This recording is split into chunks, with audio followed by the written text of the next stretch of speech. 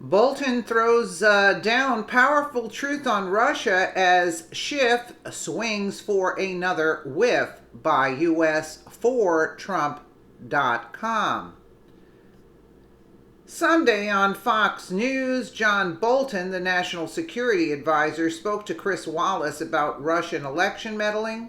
Bolton laid out the truth, the way it really should be looked at, from a fair and objective position, unlike the irate Democrats like Adam Schiff and the hysterical media, as Tucker Carlson pointed out back on August 3rd. Tucker calls out the hysterical media.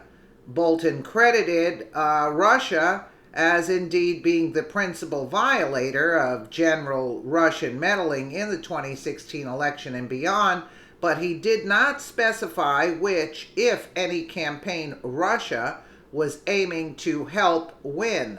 That's probably because, as he has been pointing out many times in the media, such as here, Russia more than likely did not want Trump to win, as the media wants us to think. Rather, they would have either preferred a weaker candidate such as Hillary or to cause general chaos, which they have unfortunately seemed to have succeeded in doing.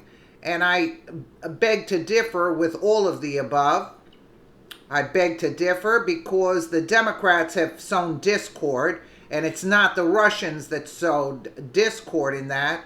And Trump won the Electoral College, which that cannot be tampered with.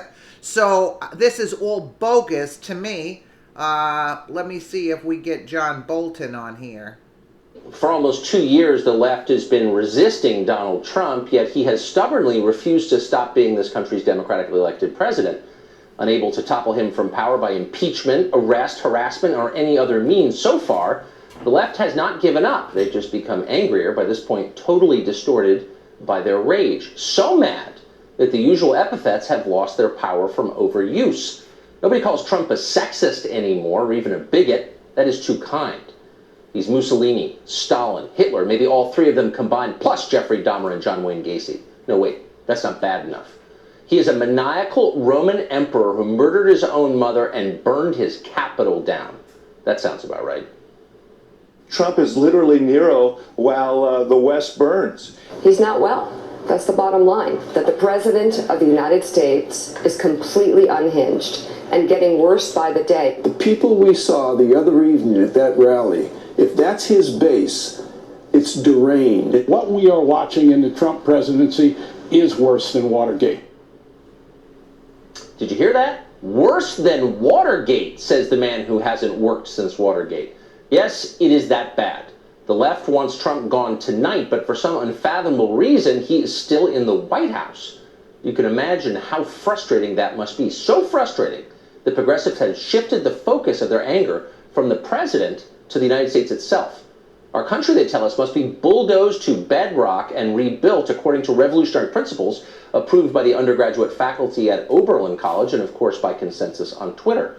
Step one is inviting every poor person on planet Earth to move here tomorrow to go on federal benefits at your expense. Anything less than that is racism. Watch Angela Rye explain as much on CNN.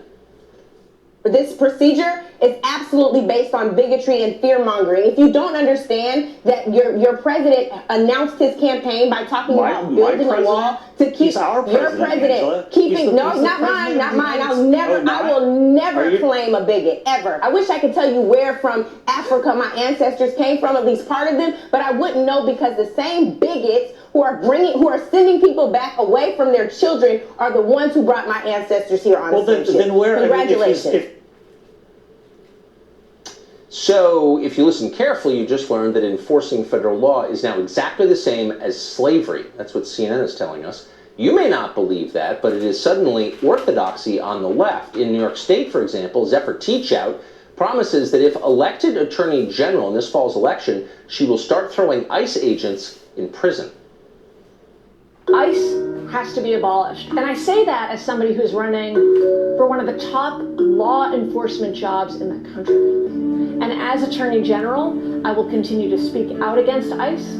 I will prosecute ICE for their criminal acts. In other words, those who enforce the law are the real criminals, just like illegal aliens are the real Americans. And the citizens who work hard, get married, and raise their own kids are the ones who should be ashamed of themselves. War is peace. Freedom is slavery. Ignorance is strength. Orwell saw it all 70 years ago. Suddenly, we are living it in real time. Isn't that true?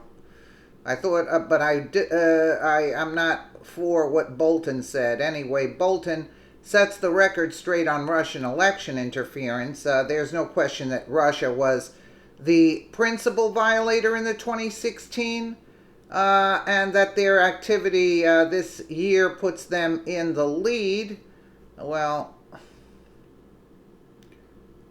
there's no question that Russia was the principal violator in 2016 and that their activity this year puts them in the lead, although, as people said, activity so far at least is down from 2016. But it does not exclude the potential for others to meddle, and the broader issue that I think FBI Director Christopher Wray talked about in particular of influence efforts that go beyond the specifics of a particular election. And I think that's very troubling too, and something we need more focus on.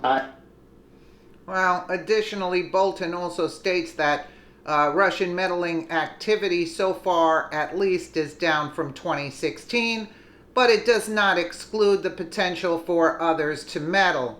There's no question that the media will not stop from this topic as long as it gets them ratings, and they feel like they might have something that could lead to a possible Trump impeachment.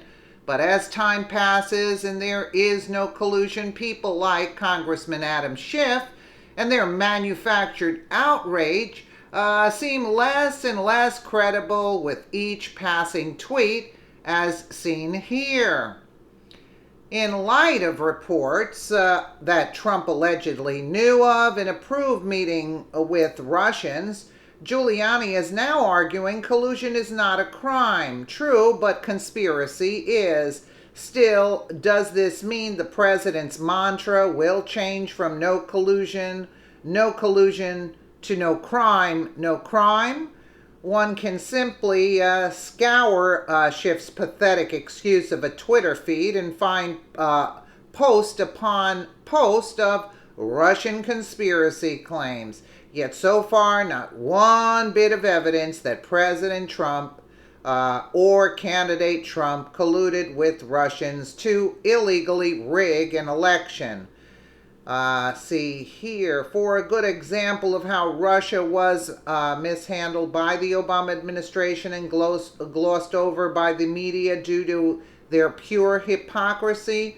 One way for Trump supporters to look at this ongoing manufactured catastrophe would be to just think about how much time and energy the Democrats waste while they could be talking about how they are going to make the Democrat Party better. Instead, they whine all day long about Russia, Russia, Russia, while the most liberal of cities nominate socialists and even neo-communist candidates who want to abolish ICE or even press charges on ICE for enforcing the laws, as New York AG candidate Sefer Teachout says.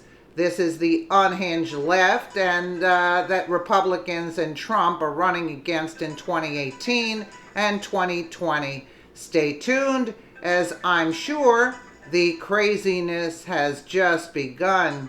Well, sorry about that, but I'll just tell you that they don't do anything for their party. They don't want to uphold the law. There was no collusion.